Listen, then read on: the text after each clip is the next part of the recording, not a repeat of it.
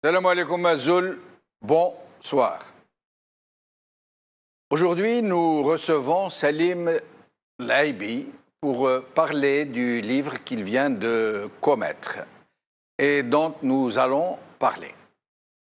Chirurgien dentiste à Marseille, Salim Laibi, originaire de Bouira, dans la Kabylie méridionale, est surtout connu en France et dans le Maghreb comme étant ce qu'il est convenu d'appeler une sentinelle. Dans ce monde où la désinformation a atteint un niveau à peine imaginable de nuisance et de manipulation des opinions publiques occidentales.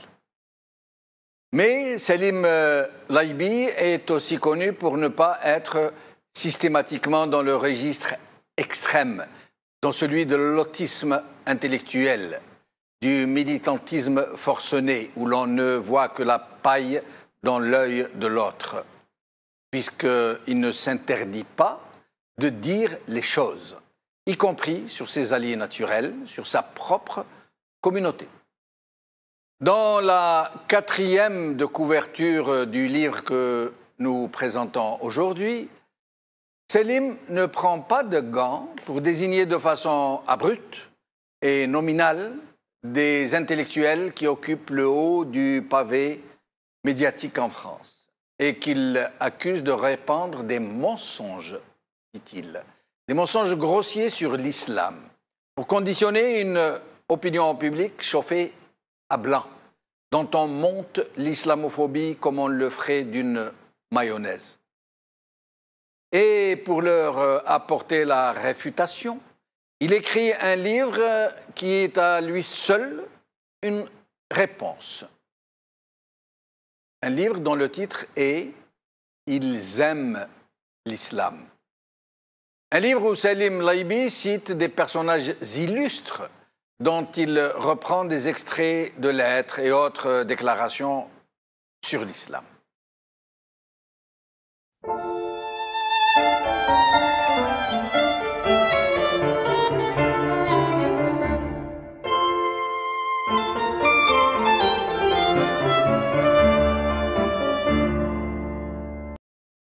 Salim Laibi, merci d'avoir accepté notre invitation. C'est moi qui vous remercie.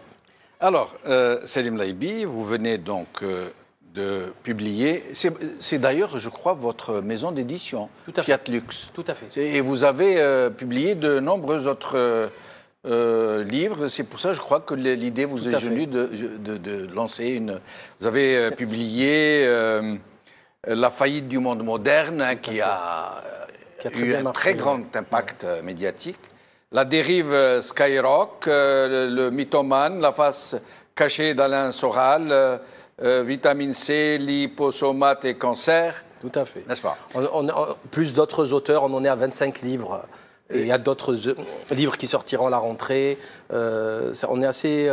une belle petite maison d'édition dynamique. Et parmi les auteurs que vous avez publiés, il y a Pierre d'Ortiguier. Hein, tout à fait, le philosophe, le professeur Pierre d'Ortiguier. Oui. Il y a l'historien Paul-Éric Blanru, il y a Ginette Escandrani, oui. Hein, l'extraordinaire Ginette, hein, la porteuse de valise du FLN, de gauche, enfin des écologistes, etc. On a édité le philosophe Lotfi Hadjet, le traditionnaliste Pierre-Yves Lenoble. Plusieurs. Il y a Kémy Séba aussi, le panafricaniste, d'ailleurs qui vient de sortir son dernier livre, L'Afrique libre ou la mort, qui combat le franc CFA, etc., pour libérer l'Afrique de bien des tourments.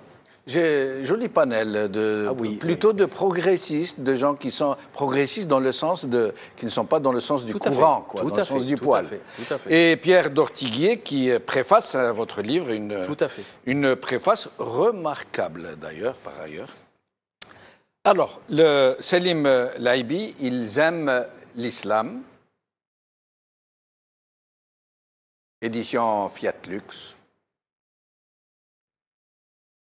Salim Laibi, vous dites dans la 4e de couverture, à la fin de votre présentation, parlant des personnages illustres dont vous parlez, ils aiment l'islam, Napoléon, Voltaire et autres, Vous dites d'eux, ces derniers ont façonné et marqué la pensée occidentale de longs siècles d'Iran. Qui se souviendra des premiers? Qui sont les premiers?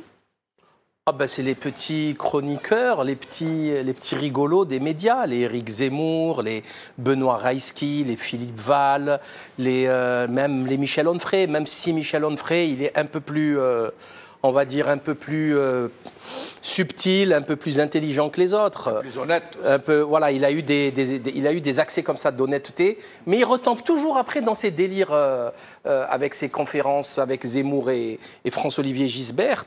Donc voilà, je ne vois vraiment pas un Onfray classé dans le même râtelier qu'un Éric Zemmour. Je ne comprends pas, très franchement. Si, il a fait des déclarations très lourdes de sens. Bon, déjà, Michel Onfray, il commet une erreur grossière. Il arrive du jour au lendemain en nous expliquant qu'il a lu tout le Coran, toute la Sira, tous les hadiths. C'est pas possible, il faut 10 ans. Donc voilà, stop, ça s'arrête là. La discussion devrait s'arrêter là. Hein. Donc c'est pas possible, ça n'a pas de sens, c'est pas sérieux. Les meilleurs des exégètes de la religion musulmane ne peuvent pas avancer une telle... C'est minimum 10 ans. Ashar snin dirasa. Et 10 ans de 12 heures par jour. Oui. Ok, voilà. Bon, Sahih Bukhari, Sahih Muslim, plus la Sira Nabawiya, plus je parle pas du Coran. Déjà, le Coran en tant que tel, c'est un corpus très, très, très compliqué. Il faut le positionner dans son contexte, les versets, les Ahmadaniya, Makkiya, etc. C'est compliqué. Donc, du jour au lendemain, il arrive, il fait un livre. On a fait une petite vidéo avec Sir Rachid Ben Issa et le professeur Pierre Dortiguier pour expliquer notamment le livre de Michel Onfray sur l'islam. Voilà, il y a des manquements, il y a des fautes factuelles, grossières. Moi, je trouve, voilà, d'un coup, du jour au lendemain, on se retrouve en France avec des experts de l'islam. Oui. Des experts, du jour au lendemain, autoproclamés. Ça fait, vous savez, moi je dis toujours ça, hein, ils ont fréquenté des Arabes pendant 50 ans, ils ne parlent pas un mot d'arabe. Du jour au lendemain, ils deviennent des experts. Moi, je trouve ça, c'est ni honnête intellectuellement, ni sérieux. Mais je crois qu'on ne peut pas les classer tous dans le même registre. Non, tout à fait. Il y a d'abord l'intention qui n'est pas la même. Entre un Éric Zemmour et un Onfray, très juste. Je présume qu'ils ne sont pas animés des mêmes intentions. Complètement d'accord avec vous, sauf que ils participent tous de la même volonté. Là, il y a, comme ils appellent ça, l'ère du temps. Oui. C'est-à-dire taper à bras raccourcis sur les musulmans, l'islam, la civilisation musulmane. C'est quand même pas sérieux. Voilà. Moi, je suis content que Michel Onfray appelle à l'abstention. Il a compris très récemment, à la dernière élection présidentielle, qu'il ne servait absolument à rien de voter. Il aurait dû lire la note sur la suppression générale des partis politiques de Simone Veil, la philosophe, hein, pas celle qui vient de partir. Et il aurait compris que le système politique, les partis politiques, ça n'a aucune base, enfin ça n'a aucun sens, C'est de la perte de temps, de la perte d'argent public, et c'est toujours ceux qui ont de l'argent qui financent le mieux le candidat qui gagne. On le sait, c'est le candidat aux États-Unis qui a le plus de pognon, qui va faire la plus belle campagne électorale, qui gagne. C'est des études qui ont été réalisées. Donc je pense que Onfray avance. Il comprend des choses, sauf qu'il est tenu par un système et qu'il ne pourra jamais dire ce qu'il pense. C'est impossible, sinon il n'éditera plus un livre, il passera plus jamais à la télé. Mais d'où vient cette attitude, délibérée ou non, de vouloir monter la mayonnaise islamophobe, islamophobe voulu ou non? D'où ça vient tout ça? Pourquoi cherche-t-on à accabler autant toute une communauté, toute une religion, alors que ces gens-là, ils sont en position, on ne peut plus, de faiblesse, ils ne représentent même pas un péril pour qui que ce soit, en fait, de façon objective. Écoutez, si vous prenez les personnalités qui font ça, elles sont quasiment toutes liées à l'entité sioniste criminelle, toutes, quasiment toutes, c'est systématique. Donc moi, j'ai ma petite théorie, c'est-à-dire que, vous avez vu dernièrement, ils ont fait du tir au pigeon en Palestine occupée. Ils ont tué des civils au fusil, boum boum, comme des pigeons, ils tombaient, comme si de rien n'était. Il n'y a personne qui est en condamné, ou sinon c'était des condamnations très légères. Et pour permettre de tuer des gens comme ça, il faut les déshumaniser. C'est hyper important. Il faut que ça devienne des sauvages. Ils ne méritent pas de vivre. Je suis supérieur à eux. J'ai un quotient intellectuel supérieur à eux. Regardez-moi ces barbares, comment ils font, comment ils savent rien, ils sont sales, On les déshumanise, après on peut les tuer. Et ça arrange les affaires de l'entité sioniste scélérate. Moi, je vois ça clairement. Enfin, c'est évident. D'ailleurs, très souvent, je vais prendre un exemple des identitaires français. Il y a un très gros mouvement, surtout sur le net, de mouvement des identitaires. Ils sont censés être patriotes qui défendent la France. C'est très bien. Qui va leur en vouloir? Très bien, le drapeau, vous défendez le pays, bravo. Pourquoi vous parlez... Condition que ce ne soit pas de ces nationalismes étriqués qui, par allusion, rejettent l'autre, non, pas du tout. se renferment, se recroquevillent. Non, ils veulent défendre leur drapeau, ils veulent défendre la France, leur pays. Je ne parle pas de... J'en connais qui ne veulent pas du tout. Au contraire, ils sont contre la France-Afrique, contre l'agression des autres pays, il n'y a pas de problème. Après, il y a tous les excès, bien sûr. Mais ils font ce qu'ils veulent. Bon. Pourquoi ils défendent Israël? C'est quoi le rapport? Il y a une réelle jonction. Il y a une jonction. Quel est le rapport intellectuel entre défendre les intérêts? Alors moi, à chaque fois, je leur dis, vous savez, s'il y a un pays qui vous a humilié, c'est bien l'entité sioniste scélérate qui vous a volé la bombe atomique, sous le nez et la barbe du général de Gaulle. Le livre de Pierre Péan.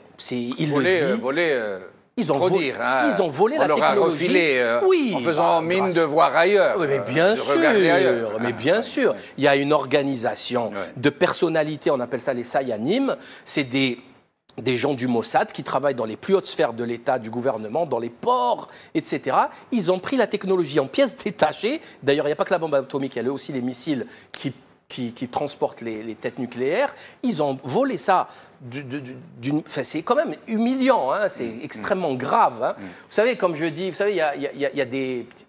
Faites disparaître 3 grenades d'une caserne, vous allez voir ce qui va se passer. Oui. Il y a une enquête monstrueuse qui va se faire. Qu'est-ce qui s'est passé? Est-ce que ce n'est pas quelqu'un qui va les faire exploser en ville? C'est la panique générale. Là, ils volent la bombe atomique et on continue de faire comme si de rien n'était. C'est un allié. Non, mais c'est la blague. Mais à qui vous allez faire croire ça? C'est pas sérieux.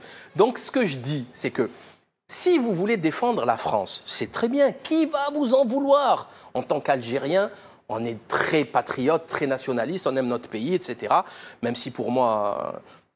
Le Maroc et la Tunisie sont des peuples frères, hein, c'est pas du tout sans commentaire. Mais je ne suis pas du tout, voilà, comme vous disiez tout à l'heure.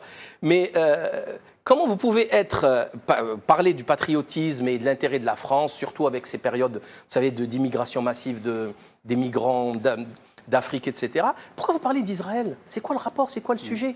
Mais attention, ils défendent mordicus. Hein. Oui, mais Selim Zaibi, qu'est-ce qui explique? Moi, je vais vous donner un exemple. J'en ai parlé un jour à Christophe Oberlin, très connu pour apporter beaucoup d'aide aux Palestiniens. Il se rend souvent en Palestine pour opérer des gens. Oui, le chirurgien, voilà. Tout à fait. Alors, je lui avais fait part d'une observation que j'avais faite. Un jour, je regardais une chaîne de télévision française et je voyais des images qu'on passait sur des familles endeuillées palestiniennes qui avaient perdu des gens dans un bombardement. Et une famille israélienne qui avait aussi perdu quelqu'un et qu'on voyait. Et alors, je me suis mis à examiner de plus près les images. J'ai remarqué que quand on passait les Palestiniens, des familles de Palestiniens qui pleuraient leur mort, d'abord, j'ai vu que la plupart des images étaient filmées d'en bas. Vous savez qu'un personnage, quand vous le filmez d'en bas, surtout s'il est édenté, sur de la barbe, s'il est hirsute, c'est rébarbatif. Alors j'ai imaginé dans leur salon Pierrette et Dominique en train de regarder. Mon Dieu, mais c'est des gens qui nous ne ressemblent pas. Et puis on les voyait Kalachnikov en main, tirer en l'air et crier Allahu Akbar, Allahu Akbar. Et Dominique et Pierrette qui se recroquevillent. Et puis on voyait la bonne dame qui avait perdu son fils frapper la poitrine, son mea culpa, et qui disait « Je suis prête à donner mes autres enfants » et tout. Pierrette et Dominique qui se crispent. C'est des gens qui nous ne ressemblent pas. On ne peut pas les identifier leur souffrance à notre identité propre. Et puis, on a montré des images d'Israéliens qui pleuraient leur mort. Et là, on a vu des gens dignes, debout, le mari qui enlaçait son épouse, qui pleurait doucement, sans crier, avec un mouchoir tout blanc, qui essuyait ses larmes comme ça, qui les tamponnait. Et les autres qui étaient tous silencieux, dignes, au fond du salon, qui attendaient le moment d'aller serrer les mains, prendre par les épaules. Et Dominique et Pierrette, au fond de leur salon, qui disaient « c'est des gens qui nous ressemblent ». C'est-à-dire, même s'ils ne le disent pas de façon subliminale, ils le ressentent comme ça. Alors, et c'est pour ça que moi, j'ai beaucoup apprécié votre livre. Pourquoi, justement, nos intellectuels, ceux qui voudraient combattre cette ère du temps, comme vous l'avez si bien dit, pourquoi n'utilisent-ils pas des méthodes comme ça, plutôt que de passer leur temps à montrer du doigt, à se faire des théoriciens du complot? Pourquoi plutôt ne pas user de ces méthodes pour essayer de réveiller les opinions publiques occidentales? Vous savez, il y a toujours... C'est une réflexion que tout le monde se dit quand on veut faire la paix. On a 95% de points communs, on ne va pas s'embrouiller sur les 5%. Oui, hein? Absolument. Si on veut faire la paix, on se dit ça. Oui. Si on veut faire la guerre, on prend les 5%, et comme on dit en arabe, on va amplifier ces 5%, ça va devenir 50%. Je traduis, d'un grain, il fait une coupole. Une coupole. Des milliards de grains. L'exagération. L'exagération totale. Et casus belli, et on fait la guerre ad vitam aeternam à l'ancienne, au temps de la gentilité, où il se faisait une guerre pour un palmier ou pour une chèvre qui a été tuée pendant 30 ans. On peut le faire ça aussi, et c'est ce qui se passe actuellement. Donc la guerre médiatique, elle est... Parce qu'il y a une guerre médiatique. Ah non, mais c'est la seule guerre aujourd'hui qui vaille le coup d'être combattue. C'est clair, net et précis. Moi j'ai toujours dit ça, c'est beaucoup, beaucoup plus puissant qu'une Kalachnikov, un M16 ou même un B-52, largement. Hein. Beaucoup plus puissant. On peut aussi dire du terrorisme médiatique. C'est du terrorisme médiatique. Alors, vous savez, elle vient de passer la loi concernant les fake news en période électorale. Le problème, ce n'est pas les fake news, c'est l'omission. Et une loi contre l'omission, c'est pour quand? Vous voyez pas qu'il y a un problème? Pourquoi on nous parle dernièrement de l'assassinat de Madame Daval ou de la petite Maëlys? En quoi ça concerne 65 millions de Français? C'est des faits divers. Pourquoi on nous ramène le procureur dans un truc de presse pendant 3 heures qui nous dit que Daval a changé de position? En quoi ça va me ramener un bénéfice? Quel est l'intérêt public d'une telle chose? Aucun. Il peut changer de version 1000 fois. Et bon, on l'a attrapé, tant mieux, il ne pourra pas récidiver. Et encore, on ne sait même pas si c'est lui. Mais ce n'est pas mon affaire, il y a la justice pour ça. Et ils font, c'est la fédérisation de l'information et bien sûr l'omission. Donc on ne va pas parler des choses importantes, on va faire des tonnes sur des trucs inutiles, totalement inutiles, anecdotiques. On va parler des stars des médias de télé-réalité, la poubelle télévisuelle. Et voilà, et c'est parti. Et après, bien sûr, on va vous balancer des petits Éric Zemmour avec Philippe Val qui fait une pétition avec 300 personnes pour expliquer. Très bien, je vous remercie de m'y avoir amené. Extraordinaire. Qui fait. Alors, il y a des personnes dans cette pétition qui n'ont pas signé. Hein. Et qui ont démenti. D'autres qui ont retiré leur signature, comme Jacques Lang. Qui ont retiré comment ça s'est retourné, exactement. D'autres qui nient avoir donné leur assentiment. Ah oui, oui. Ils ont mis leur nom comme ça. Oui. Voilà, ils ont mis leur nom juste pour remplir. D'abord, pourquoi 300 On ne savait pas si... Au début, c'était 250. Oui. Et après, c'est 300. Mais attendez, je ne sais pas. Mais moi, je vais vous donner mon sentiment. Il faut être précis sur les chiffres. Je vais vous donner mon sentiment sur ces 300, alors qu'il y a des gens qui sont de la communauté musulmane, qu'ils soient pratiquants ou non, par ailleurs, les Sansal et autres. Alors, moi, mon sentiment est que ce 300 n'est pas fortuit. Ah ben, c'est la bataille des hécatompiles. Mais complètement. C'est à ce moment-là de tournant civilisationnel où le sentiment de la guerre des civilisations a été inventé. Mais c'est faux, c'est un mythe. Historiquement, c'est faux. Oui, mais là, c'est le tournant civilisationnel où se seraient affrontés l'Orient et l'Occident. À l'époque, il n'y avait pas encore d'islam, il n'y avait pas encore le christianisme. Tout à fait. Et donc, et eux, ces gens-là, ils considèrent qu'ils sont les 300. Tout à ça veut fait. dire ces héros qui vont combattre à eux seuls ces barbares qui se comptent par milliards. Tout à fait. Donc, ils ont lié cet antisémitisme à l'islam. Donc, avec la mort de la pauvre dame Mireille Knoll, juste avec la période des attentats de Carcassonne et Tarbes, ils ont essayé de coller ça avec Mireille Knoll. Et après, tout de suite, alors qu'on sait aujourd'hui que l'assassin de Madame Mireille Knoll est un taré, un déséquilibre, et c'est un pédophile. Il a fait de la prison pour agression sexuelle sur une gamine de 12 ans. Oui. C'est un pédophile. Avec Madame Knoll, il buvait du Porto. Oui.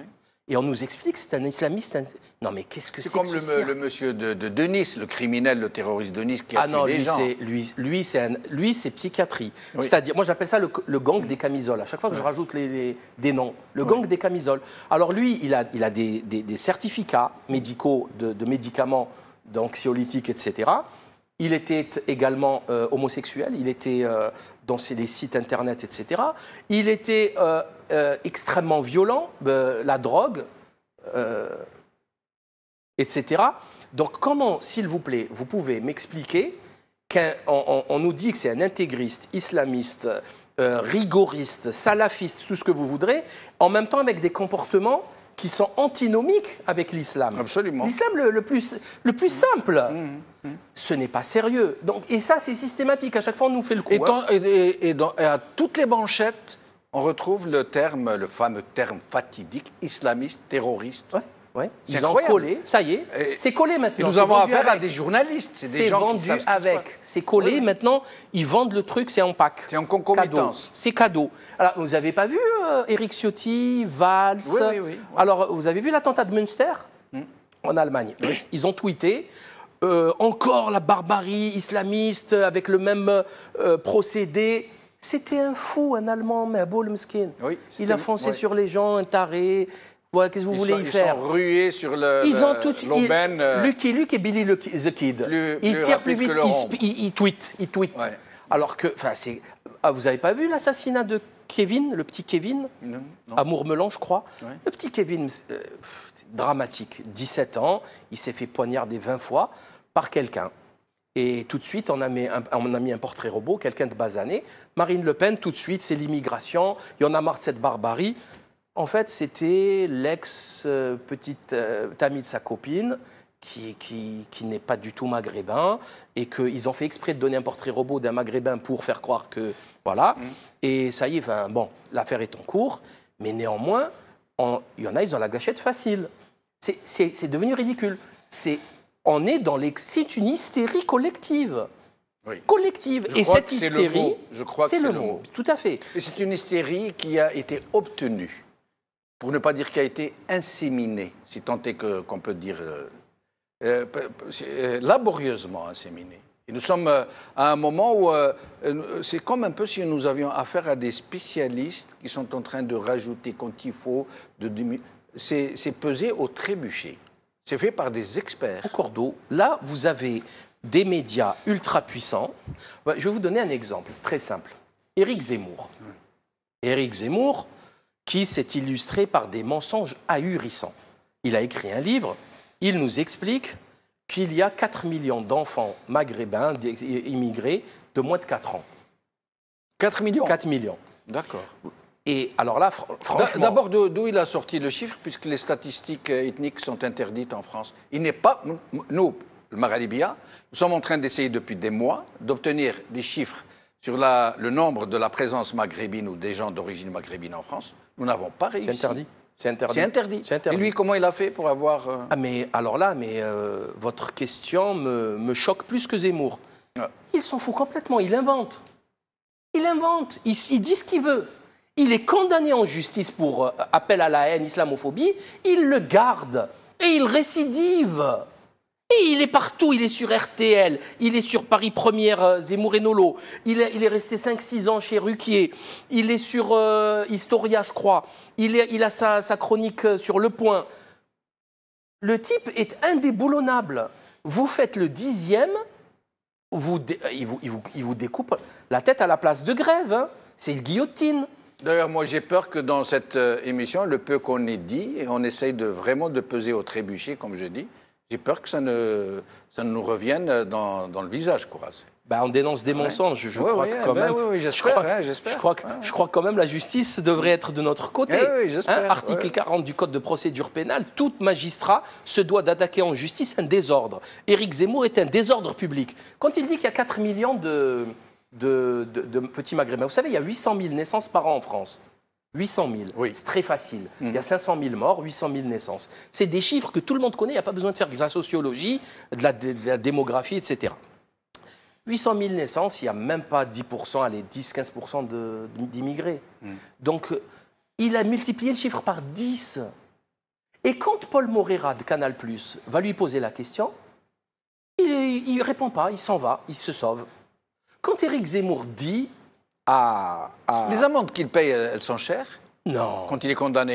Non. Il a les moyens il peut s'offrir donc de la diffamation, de la calomnie. C'est les avocats des chaînes de télé qui payent, c'est même pas lui. Vous plaisantez, c'est même pas lui. Il y a toute une machine derrière. Il y a toute une machine derrière. Quand il dit à chaque page du Coran, c'est écrit « il faut tuer les juifs et les chrétiens ». Et est-ce que vous avez remarqué un truc extraordinaire? C'est que Zemmour, il essaye toujours de lier le sort des juifs aux chrétiens face aux musulmans. Alors... il y a une tentative de provoquer une jonction, y compris avec l'extrême droite. Une jonction, mais complètement. Donc une jonction contre nature, vraiment très curieuse, surtout quand on sait ce qu'a fait Isabelle la catholique aux Juifs, quand on sait ce qu'ont fait les Anglais qui ont interdit pendant 3 siècles et demi leur territoire aux Juifs, quand on sait ce qu'ils ont fait les Allemands, ils ont passé leur vie à tuer les Juifs, à les massacrer. Et les ghettos. Les ghettos. Écoutez, et vous parlez justement dans votre livre de la cohabitation très harmonieuse entre les Juifs et les musulmans pendant des siècles. Alors justement, parlons de ça. Les Visigoths, quand les musulmans arrivent en Espagne, l'Espagne est contrôlée par les Gauls, les Visigoths. Les Ostrogoths, les Visigoths, c'est des peuples alémaniques, bidules. Et qu'est-ce qu'ils font après le concile de Tolède? C'est très simple. C'est soit ils se convertissent, soit ils se font buter, ils se font tuer, ils se font massacrer. Ils leur ont fermé leur synagogue, ils n'avaient plus le droit de manger cachère. Ils leur kidnappaient leurs enfants pour les élever dans le christianisme. Voilà ce qui s'est passé quand l'islam est arrivé. C'est-à-dire quand l'islam est arrivé, il a sauvé les Juifs du massacre. Deuxième sauvetage spectaculaire. Alors écoutez-moi bien, ouvrez vos oreilles. La chute de Grenade, Isabelle la catholique, qu'est-ce qu'elle fait? Elle vire tout le monde.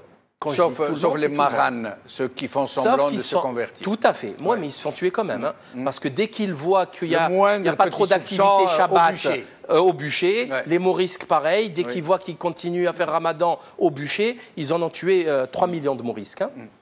Isabelle la catholique Isabelle et Ferdinand. Et Ferdinand a tué 3 millions de morisques. Vous savez qu'il payait des armateurs pour rentrer au Maghreb, en Afrique du Nord, et les armateurs, pour se faire beaucoup d'argent, ils les jetaient en mer, ils revenaient en prendre d'autres. Les Fekkekin, ceux qui allaient sauver les musulmans et les juifs pour les ramener en terre maghrébine. Ça fait 3 millions de morts. C'est pas moi qui le dis. Alors systématiquement, je tiens à le dire, dans ce livre, ne parle que des Occidentaux. Comme ça... On ne va pas nous dire, oui, mais bon, c'est encore un arabe qui l'a écrit, il va défendre sa cause. Non. Goethe, Voltaire, Lamartine, des grands historiens, les plus grands historiens des plus grandes universités américaines, anglaises, françaises, etc., le disent. Ce n'est pas moi qui le dis. Quand je dis les plus grands, c'est les plus prestigieux. D'ailleurs, tout votre livre ne parle que de ça. Il parle que de ça. Ce sont des personnages illustres qui non seulement rendent hommage à... Je vais essayer d'en lire tout à fait. Il y a beaucoup de juifs, énormément de juifs. Il y a des maronites qui rendent grâce aux musulmans. L'abbé de Broglie, c'est un catholique. C'est un catholique de l'Institut catholique de Paris. C'est pas rien du tout. Qui explique que les deux premiers califes de l'islam ont géré leurs affaires mieux que les princes chrétiens de l'époque. Oui. Vous avez, enfin, mais c'est ahurissant. Vous avez Gilles Taïeb, vous avez plein de juifs qui écrivent sur le Maghreb, comment on vivait avant la colonisation. Oui, oui. Il y a tous les extraits. Alors, ce que j'ai essayé de faire et qui n'existait pas, c'est je voulais donner le titre du livre, le chapitre et la page, l'année de l'édition et la maison d'édition. Oui. Je trouve, et juste en dessous, il y a la présentation de l'auteur. Oui. Voilà. C'est-à-dire, c'est pas un petit historien qui a écrit deux livres. J'ai été impressionné par ce que pensent ces personnages illustres. J'en peux en nommer quelques-uns. Hein. Voltaire, Montesquieu, Tolstoï, Nietzsche, Napoléon, Pierre Rossi, Guénon, Oswald Spengler, Lamartine, Leibniz, Goethe, Victor Hugo, Simone Weil, Ernest Renan, Gustave Le Bon, etc. etc. Ah non, mais c'est spectaculaire. Je ne sais pas, je vais essayer d'en citer un ou deux. Il y en a 108, hein. Alors, Renan, cette civilisation musulmane, maintenant si abaissée, a été autrefois très brillante.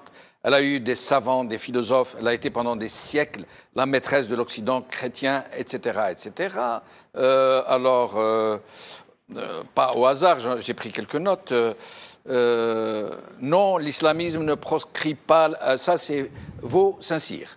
Non, l'islamisme ne proscrit pas la science et la physique, n'est pas contraire au sentiment que nous devons avoir de la toute-puissance de Dieu, mais l'islam reconnaît certains dangers de la science qui sont le développer à l'excès chez ceux qui la cultivent, les passions intellectuelles, etc. etc. Simone Weil, peut-on dire que nous avons apporté la culture aux Arabes, eux qui ont conservé pour nous les traditions grecques pendant le Moyen-Âge? Et je trouve que là, elle a été un peu en deçà de la réalité. Eh ben, c'est Pierre Rossi qui la corrige à elle. Ah, parce qu'elle n'a pas fait. Les musulmans n'ont pas fait que garder. Non, mais c'est pire que ça.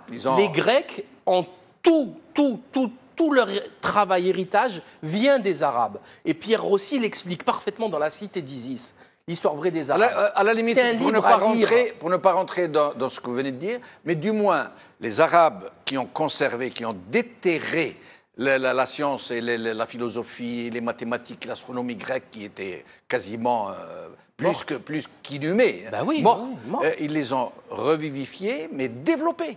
Mais vous portés au pinacle de la science d'Allah. Niveau. Oui, oui. Ah ben ça, c'est Sigmund. Pas seulement, ils ont gardé pour nous. Le soleil d'Allah brille sur l'Occident. Oui, Sigmund Hunk.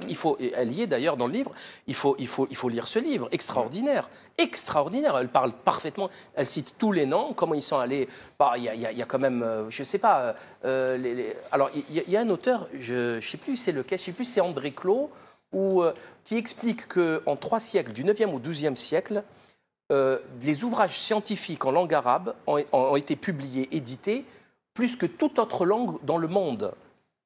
Oui. C'était la langue de la science en dehors de l'Extrême-Orient. Chine, Japon. Et moi, j'ai lu quelque Tout le reste, c'était la langue de la science. J'ai lu quelque part que Beit al-Hikma, la fameuse bibliothèque, qui n'était pas une bibliothèque royale, c'est une bibliothèque qui était mise à Bagdad, à la disposition de tous publics. Public, tout à fait. Dans la seule Beit al-Hikma, la maison de la sagesse, il y avait, à l'époque, il n'y avait pas de bibliothèque en Europe. Il y avait des manuscrits dans les monastères, généralement. Alors, cette personne, dont je ne me rappelle plus le nom, me dit que les ouvrages contenus dans Beit al-Hikma étaient au moins 10 fois plus importants, plus nombreux, au moins 10 fois, que tous les livres de tous les monastères d'Europe. Sans aucune difficulté. C'est dire. Sans aucune difficulté. D'ailleurs, vous savez, il y a un truc, si vous voulez, on parlera aussi de Dhimma, de Jizya, etc. Oui, nous allons y arriver. Oui. À un moment donné, on demandait aux dhimmis de payer en livres. En livres. Oui, oui. Le culte du livre chez les musulmans est extraordinaire. On ne nous appelle pas les gens du livre pour rien. Ça veut dire payer le tribut en livre. De la protection due, voilà. C'est ça la Dhimma. Voilà. En livre, pas en argent. Tout à fait. Il n'a pas l'argent, il a des livres, il paye en livre. Donc le livre, chez nous, c'est quelque chose de sacré. Et ça, on l'a perdu aujourd'hui. Tout à l'heure, vous m'avez montré quelques images que vous commentiez pour moi. Et donc, nous avons voulu les passer. Nous allons vous laisser les commenter. Pourquoi? Parce que ces images procèdent d'une certaine façon à lever cet équivoque immense, savamment installé sur les relations entre les musulmans et les occidentaux d'un côté, et aussi cette façon de vouloir altérer, salir, dégénérer l'image réelle de l'islam et des musulmans. Nous allons les voir et je vous demanderai de les commenter l'une après l'autre. Bon, ça c'est la couverture du livre. Je voulais juste citer les personnes qui sont dessus. Donc on a Napoléon en haut. Napoléon dans ses lettres à la fin de sa vie, hein, vraiment à la fin de sa vie, il a eu des propos extrêmement élogieux envers l'islam. Et donc ça, tout le monde... Alors, Napoléon, il y a une problématique avec Napoléon, c'est qu'il a eu des propos élogieux quand il est arrivé en Égypte. Alors on a dit oui, c'était stratégique, c'était pour coloniser, etc. D'accord, mais à la fin de sa vie, il va mourir. Il a tout raté, il va mourir. Bon, on va prendre quand même un peu au sérieux ce qu'il dit. Bon, Voltaire c'est extraordinaire. Le cas Voltaire, d'ailleurs, on a écrit un petit livret sur Voltaire, préfacé par le professeur Pierre d'Ortiguet. Alors, Voltaire, vous savez, je ne sais pas si vous connaissez l'édition de l'intégrale de Voltaire, c'est 70 volumes, 35 000 pages. Voltaire est un génie... il est pas normal, ce type. Je pense que Voltaire a passé 98% de son temps... Elle est bien bonne, celle-là. Il n'est pas normal, ce type. Il n'est pas normal. Il a passé 90% de sa vie à écrire. Il est génial. Il est extraordinaire. Oui. Pour écrire tout ce qu'il a fait, il est extraordinaire. Alors, c'est vrai que Voltaire, au début, il était très critique envers l'islam. Mais petit à petit, après avoir étudié la question, il a été extrêmement élogieux dans l'histoire des mœurs... et des nations, il a été extrêmement élogieux. Donc, quand on parle de Mahomet, le fanatisme et le prophète, oui. C'était pour critiquer le clergé catholique. Et il avait compris, le clergé, puisqu'à la deuxième présentation de la pièce, il a été interdit par le pape. Hein, alors qu'il avait envoyé une dédicace spéciale pour le pape, c'était Benoît XIV, je crois, à l'époque, ou XV. Donc les musulmans ont toujours eu bon dos. On servait d'eux pour faire passer des messages. Mais après il a rectifié le tir, avec notamment en Angleterre, en prenant le pseudo de Milord Bolingbroke, il a fait des écrits très intéressants. Lamartine, exceptionnel. Victor Hugo, L'an 9 de l'Hégire, il faut le lire. Il a fait une poésie sur le prophète, c'est du madh. C'est du madh. C'est extraordinaire ce qu'il a écrit sur le prophète. Vous le trouvez partout sur Internet. Hein. Les Contemplations, Victor Hugo, L'an 9 de l'Hégire. Lisez L'an 9 de l'Hégire sur le prophète de l'islam. Alors, Victor Hugo était clairement musulman. Ça ne peut pas être autrement. Certains disent qu'il se serait converti. C'est sûr. Il suffit de lire le truc. Comment vous pouvez le savoir? Comment vous pouvez être aussi affirmatif? Lire L'an 9 de l'Hégire. Vous allez comprendre. Un musulman comprend... Quand il lit L'an 9 de l'Hégire, il sait ce que c'est. Et Tolstoï? Tolstoï, c'est fabuleux. Tolstoï, d'abord, il a fait deuxième langue arabe. Okay, il parlait arabe? Il parlait l'arabe, oui. Tolstoï parlait l'arabe. Il a écrit un livre sur les hadiths prophétiques en 1910-1909. Et on a des correspondances de Tolstoï dans lesquelles il dit qu'il est musulman. Point. Tolstoï, c'est le plus grand écrivain russe de tous les temps. Bon, à part ça, tout va bien. Goethe, alors je vous explique que, vous savez, il y a plein de... Moi, ils me font doucement rigoler. Il y a plein de gens qui nous expliquent qu'on est divisé sur Terre par rapport à notre quotient intellectuel. Alors, les Blancs, ils sont à un tel truc. Nous, on est en bas. Les Noirs, les pauvres, ils sont à 50. Et que c'est comme ça que ça fonctionne. À certains moments, on mesurait même les tours de tête. Exact, la craniométrie, tout à fait. Toute l'école d'anthropologie de Paris, au Bled, quand ils sont arrivés, Broca, Topinard, toute la clique, ils mesuraient les trucs et ils ont compris 20 ans après que ça n'avait aucun sens. Aucun, absolument aucun. Il y a des gens grands comme ça, des petits comme ça. Bon, bref. C'est le règne de la quantité. Vous savez, c'est ça le règne de la quantité. Chez nous, en Algérie, on dit Ras Orchin de quelqu'un, ça veut dire pour dire il est obstiné, il est obtus. Exactement. Il a une grosse tête. Exactement. Ça n'a rien à voir. C'est la qualité et la quantité. Donc Goethe et Tolstoï, Goethe et Voltaire, ils ont des QI estimés à 200, 180, 200. Pourtant, ils ont eu des propos. Goethe, il faut lire son divan orientalo-occidental, occidentalo-oriental. c'est extraordinaire, c'est juste extraordinaire. Goethe était musulman, il faut le comprendre. Ah ça. bon? Ah ben certain. C'est confirmé? C'est certain. Il ne peut pas écrire ça sans lettres. Ça n'a aucun sens. Mais ça reste une appréciation. Non, ce n'est pas une appréciation. Non, non, il y a des écrits. Il n'y a pas de reconnaissance. Il n'a jamais dit « je suis musulman ». Je vous pousse et encourage à inviter le professeur Pierre Dordiquier, qui connaît très, très, très bien ces deux personnages, Voltaire et Goethe. Nous le ferons. Voilà. D'ailleurs, il a l'édition de Quel de Beaumarchais, les 70 volumes. Pierre Dordiquier, là, il l'a lu. Hein, ça ne s'amuse pas. Simone Veil, vous l'avez cité. René Guénon, pour moi, c'est le plus grand penseur français du siècle dernier. Il s'est converti à l'islam. Nietzsche, il a eu des propos islamophiles inouïs. Inouïs. Ils sont dans le livre. Inouïs. C'est juste extraordinaire. Nietzsche, c'est quand même... C'est pas rien, Nietzsche, hein, en Europe. Donc quand je dis qui a façonné la pensée occidentale, ce sont ces gens-là. Gustave Le Bon? Ah, Gustave Le Bon, ben, alors là, vous avez les livres, les 6 tomes de Gustave Le Bon gratuits en PDF sur Internet. Et vous allez vous avez les citations intéressantes. Oui. Alors, il faut que vous sachiez, Si Jamal, que j'ai sélectionné vraiment chouïa. J'ai pris très peu. Il y en a d'autres. Mais c'est des livres entiers. Mais comment t'en fais pour occulter un dernier nom avant de vous poser une question. Bernard Lewis. Moi, je suis très étonné, Bernard Lewis. Il y en a 50 des comme lui. Des juifs qui ont des propos. En fait, c'est des universitaires qui travaillent les archives et qui ne mentent pas, qui disent la vérité. Oui. Voilà. Ce n'est pas des idéologues. Mais comment a-t-on fait pour occulter des appréciations aussi élogieuses, aussi honnêtes, aussi sympathiques, aussi amicales, de personnages aussi illustres, à un moment où on monte en mayonnaise, où on met en exergue des petits ragots, des petites haines, de gens parfaitement insignifiants? C'est compliqué. Enfin, c'est pas compliqué, c'est que ça se passe en plusieurs étapes. D'ailleurs, d'abord, il faut abrutir la population. Comme ça, elle n'a plus accès à ses livres. Il n'y a plus personne qui veut lire. Vous savez, c'est le fameux Anne Batté, en fait.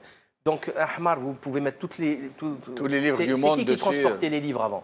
C'est les Ahmir Mskin. C'est eux qui nous ont ramené les chameaux, etc., qui nous ont ramené les livres qui n'avaient pas Gutenberg. Qui ont permis de construire nos villes, exactement, qui ont permis de faire les civilisations. De nous soigner. Ces pauvres bêtes que nous traitons d'âne Batté. Exactement. Oui. C'est eux qui nous ont permis de monter dans les montagnes de Kabylie escarpées. Oui, qui c'est qui a ramené les livres là-bas? Absolument. Compliqué l'hiver. Hein? Oui. Donc, l'âne mesquin, il ne peut pas accéder au savoir des livres. Pourquoi? Parce qu'il n'est pas fait pour. Donc quand vous voyez le niveau aujourd'hui, d'ailleurs tout le monde s'inquiète de la chute du niveau scolaire des gens, il y a la télévision aussi qui a détruit l'attention, ça c'est pas moi qui le dis, c'est Michel Desmurger, TV Lobotomie, lisez le livre, qui a détruit la possibilité, les capacités de concentration des gens. Les gens ne peuvent plus se concentrer sur un livre. C'est fini. C'est vrai. C'est du rapide, c'est du jetable. Oui. Allez, on passe à autre chose. Et du coup, maintenant, on peut cacher tout ça. Tout à l'heure, on parlait des Juifs qui ont été massacrés une fois par les Visigoths, la deuxième fois par Isabelle la catholique. Il faut absolument que je revienne là-dessus, que je finisse. Ils ont été accueillis par qui, les 150 000 Juifs? Par les Marocains. D'un côté les Turcs, de l'autre les Maghrébins, les Ottomans et les Maghrébins. Et oui. Et oui, qui c'est qui les a sauvés? On connaît le fameux afflux d'Ephraim Nkawa, qui a ramené des dizaines de milliers de Juifs. Ephraim Nkawa, qui est enterré aujourd'hui à Tlemcen, et qui est visité par les Juifs du monde entier. Ephraim Nkawa était le guide des pèlerinages. Oui, en effet. Des pèlerinages. Juste après la chute de Grenade. Donc, comment moi, je veux qu'il m'explique Éric Zemmour, parce que, attention, en France, aujourd'hui, en 2018, Éric Zemmour est un intellectuel. Oui. Il est un intellectuel. Oui. C'est un grand penseur. Oui. Chauffe le niveau où on Et il a le haut du pavé. Ah, c'est le summum. Oui. Tout le monde le cite. Ça y est, Éric Zemmour a écrit un livre, 500 000 ventes. Nous allons continuer à commenter les autres images, mais je vous demanderai d'aller un peu vite parce que nous allons arriver bientôt à la fin de l'émission. Bon. Donc le reste des images. Bon, ça c'est l'hystérie collective. Hein. Ça c'est une photo qui a flambé sur les réseaux sociaux en expliquant, regardez l'invasion des burkas, en fait c'est des sièges d'autobus. Ça c'était en Hollande, si ma mémoire est bonne. Ce sont des sièges d'autobus. C'est incroyable. Et ça fonctionne. C'était du temps de Hollande, je crois. François Hollande. Oui. Semble, hein. Il y a 2-3 ans. Voilà. Il y a 2-3 ans, tout à fait. Alors ensuite, l'autre image. Alors ça c'est des... vous savez, aujourd'hui, on nous explique... Des affiches publicitaires pour le tourisme. Voilà, on nous explique que là, aujourd'hui, vous savez que le voile, ils veulent l'interdire dans l'espace public. Oui. Hein? Le voile musulman, ils veulent l'interdire dans l'espace public, ce qui est c'est de la folie, c'est de la pure folie. Après, ils se disent humanistes, progressistes, ouverts à l'autre, universalistes. Oui. En fait, j'ai jamais vu des gens aussi hypocrites. En fait, c'est tout va bien si tu es comme moi. Voilà, c'est ça leur devise. Donc regardez en France, dans les années 50, les affiches touristiques pour pousser les gens à aller visiter la Tunisie. Oui, mais là je crois que c'est un peu la Fatma, l'exotique, la Fatma qu'on montre, qui n'a pas d'importance. C'est presque pas une personne. Hein. On montre un paysage exotique, des palmiers, une femme voilée. D'accord. C'est des infrahumains. D'accord, mais c'est plus possible aujourd'hui. Oui. Aujourd'hui, vous ne ferez plus ça. Dolce & Gabbana, H&M ont essayé de vendre ils appellent ça de la mode islamique. Oui. Alors qu'elle n'est pas du tout islamique, hein, c'est serré, ça sort carrément. Franchement, ça n'a rien d'islamique. La mode islamique, on la connaît. Elle est simple. Bon, qu'est-ce qu'ils ont fait? Alors, feu Pierre Berger, il est monté au créneau, il a appelé au boycott de la mode islamique, alors que lui-même, dans les années 70-80, il a fait avec Yves Saint-Laurent vous les verrez, des femmes voilées. Donc, qu'est-ce qui a changé entre c'est exotique, il y a 40-50 ans et aujourd'hui? C'est un parfum d'Orient, de harem. D'accord, mais vous ne pouvez plus le faire aujourd'hui. Et c'est le cas de la poupée Barbie version musulmane, poupée Barbie voilée. Là, toutes les grandes surfaces l'ont refusé. L'image prochaine, l'autre image. Donc, regardez, là, c'est une burqa. Oui. Donc, c'était une affiche publicitaire. Oui. Visiter la Tunisie avec un beau regard noir derrière. La suivante. La suivante, alors. Elle est pareille. Vous allez avoir... Alors, regardez-moi ça. Banque de l'Algérie, ça, c'était du temps du colonialisme. Ça, c'était du temps du colonialisme, les années 40. Là, c'était 5 francs. Alors, ça, c'est 5 francs de la Banque d'Algérie, donc imprimé. Alors, en bas, Bismillahirrahmanirrahim. Wailun lil mutaffifin.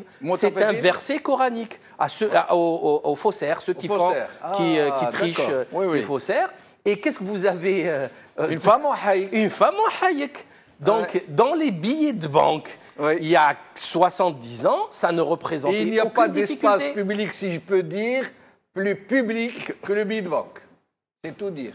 Là, ensuite... C'est quand même extraordinaire. Extraordinaire. Alors ici, on a parlé des Juifs qui ont été sauvés par les Turcs.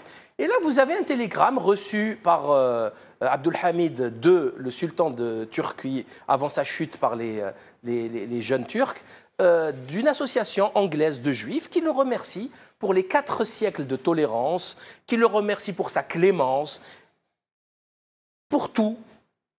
C'est-à-dire qu'il le remercie de leur avoir sauvé la peau. Et là, aujourd'hui, Éric Zemmour, ce menteur pathologique, ce mythomane, vient nous expliquer qu'à chaque page, il l'a dit. J'aimerais, Salim Laibi, que nous évitions ce genre de qualificatif, puisque la personne n'est pas là, M. Zemmour. Oui. Je préfère éviter le mot menteur pathologique, très franchement, je vous le demande. Non, il n'y a pas de souci, il n'y a pas de souci. Mais c'est ce qu'il est à la Koulihal, parce que là, je viens de prouver factuellement que c'est un menteur. Parce qu'il a dit qu'à chaque page du Coran, c'est écrit tuer les Juifs et les chrétiens. Chaque page? Chaque page du Coran. D'accord. Il y a Tom Anderson qui a fait une étude statistique, mathématique, sur les versets violents. Il y a 5 versets sur 6300 dans le Coran qui appellent au meurtre. Contextualisé, 5 sur 6300. Donc, au pire, c'est 5 pages. Donc, où c'est à chaque page? C'est très grave ce qu'il fait, Éric Zemmour.